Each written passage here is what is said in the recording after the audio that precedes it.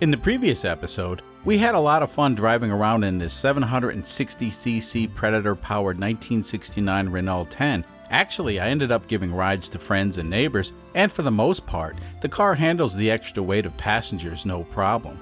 Well, considering this car was re-engineered in an old railroad freight depot in rural Kansas by a guy who drinks massive amounts of coffee and listens to heavy metal music, what could possibly go wrong? And, well, something did.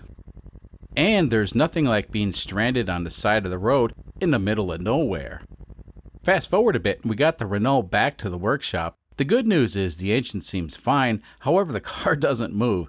Alright, well, let's take a look and see what the problem is. Well, it starts, and that's to be expected. Let's put the car in first gear, and for safety, we'll put a brick in front of the tire.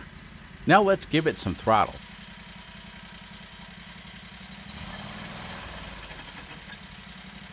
Ooh, that doesn't sound good. Now we can see when I goose the throttle, the pulleys are moving. However, I don't see this support bearing back here moving. That kind of tells us the problem's not in the transmission, and it has something to do with how the power is being transmitted from the engine to the transmission. And that's good news. Well, I hope. I reckon we need to push the car inside and jack it up. Now for safety, the car will be placed on both jack stands and blocks before I'll get under it. The belt and pulley seem intact, so we can cross those off the list for now.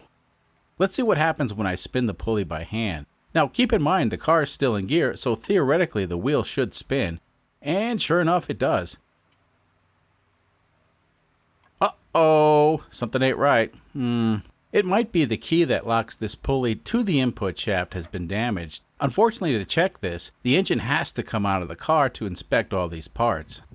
Now, while I unscrew this engine from the car, let me answer one of the more popular questions that I seem to get a lot of, and that is, why did we use the 670cc engine instead of the larger and more powerful 990cc engine? Well, the answer is simple. You see, the 670cc engine is very popular, and there's tons of off-the-shelf performance parts available for this engine, like billet rods and performance camshafts.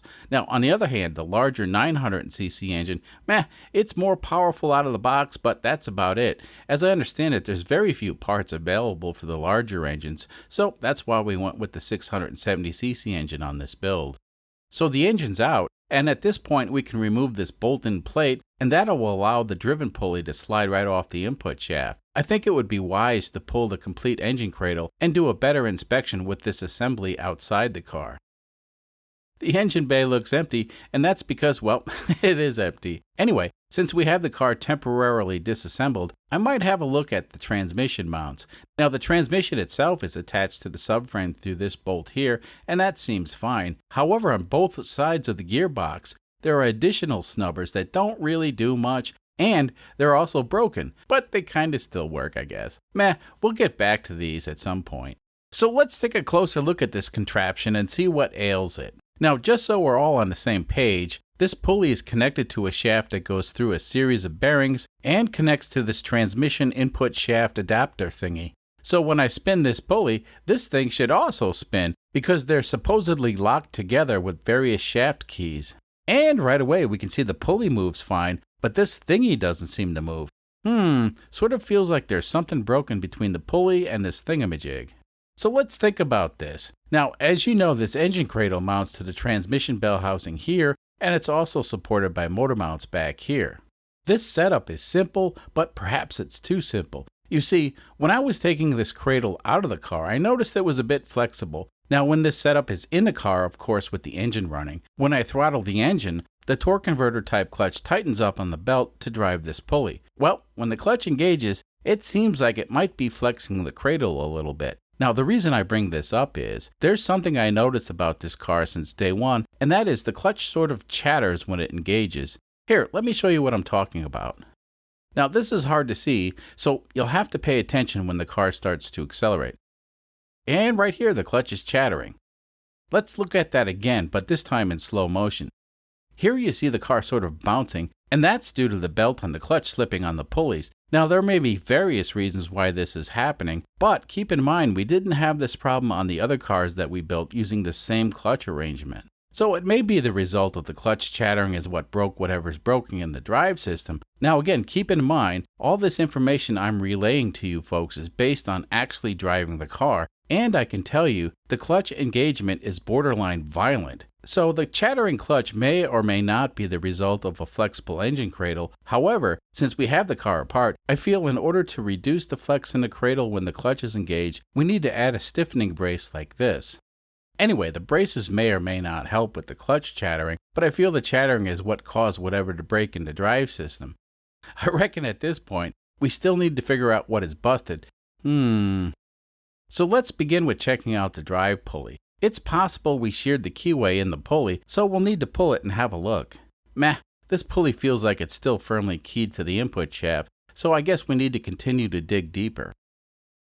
Okay, so the key in this pulley is still good, and the key slot on the input shaft appears to be undamaged, so at this point, the problem is still a mystery.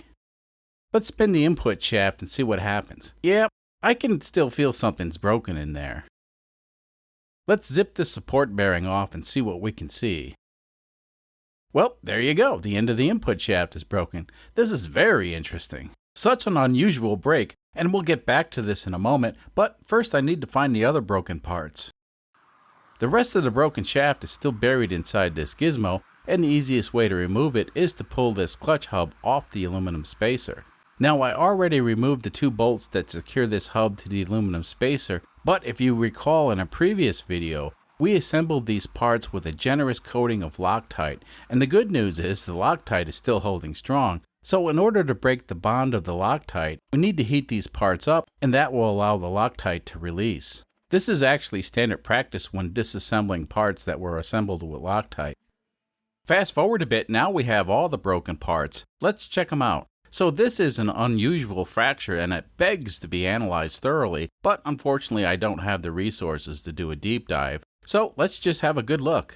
I'm intrigued how the metal appears to have been delaminated and how the failure appears to have started near the key slot. So much to look at, and I have to admit looking at broken things is very entertaining to me. The fracture obviously occurred in the weaker section of the shaft where it was bored out to clear the input shaft on the transmission. Now, for some reason, the person who originally assembled this, well, they used a very short shaft key, and it looks like the majority of the key was over the weakest part of the shaft.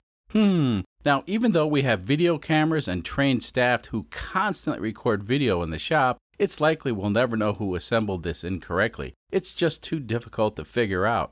The good news is, this time around, we will assemble it correctly with a longer key. Fast forward a bit and we have the new input shaft fabricated. This time around we installed a significantly longer key, and as a bonus, we 3D printed a soft key that basically does nothing except keep the longer and more robust key from accidentally shifting position and putting stress on the weaker part of the shaft. Of course, before all these parts are assembled for the last time, they will be coated with Loctite to ensure everything stays put. Alright, I think it's time to move on. Let's do something about limiting the flex in the engine cradle. Now the solution should be very simple, and all we need to do is add a brace right here, and of course we'll have to make one for the other side. So on the bottom of this transmission bell housing adapter plate, we have a series of unused holes, and the purpose of these holes is so we can modify the cradle in the future for a different engine. Now, some of you are already wondering, what kind of engine, Jimbo? Well, you're gonna need to subscribe to find out. Anyway, these holes are currently not being used, so today we'll design our brace to use these holes.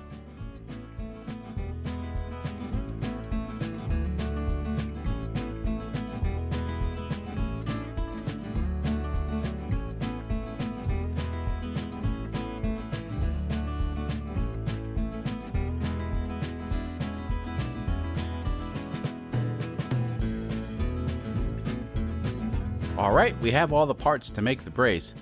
This short piece will get bolted to the bottom of the transmission bell housing adapter, and of course this longer piece will go here. Give me a moment to actually bolt these parts in place, and I'll be right back. And I'm back. So we temporarily bolted these parts in place, and that'll hold them in perfect alignment so we can MIG weld them together into one solid chunk of iron. This sort of shortcut eliminates the need to be ultra precise, and wherever the parts land, well, that's where we'll weld them. So once the parts are tack welded together, we can now remove the brace from the cradle and then fully weld them.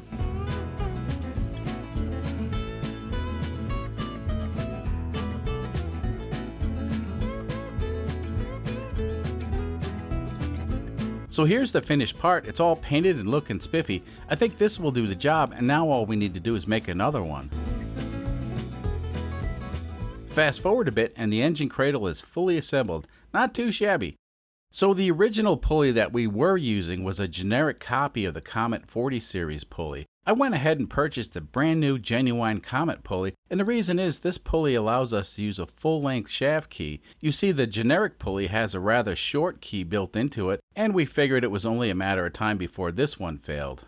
So at this point we can theoretically throw all this stuff back in the car, but not so fast. Since we have the engine already out, now would be a perfect time to delete the governor, and that requires the engine to be partially disassembled. So we'll need to do that. And since both the engine and the cradle are out of the car, now would be a good time to fabricate the new exhaust system. It'll be infinitely easier and faster to build a 2-in-1 header exhaust with all this stuff out of the car. So that's the plan, and by the time you see this video, we'll already be hard at work at next week's video. So you can count on seeing this car back on the road again. Perhaps this time the car will be a little bit faster, and if we're lucky, the clutch chatter will be gone.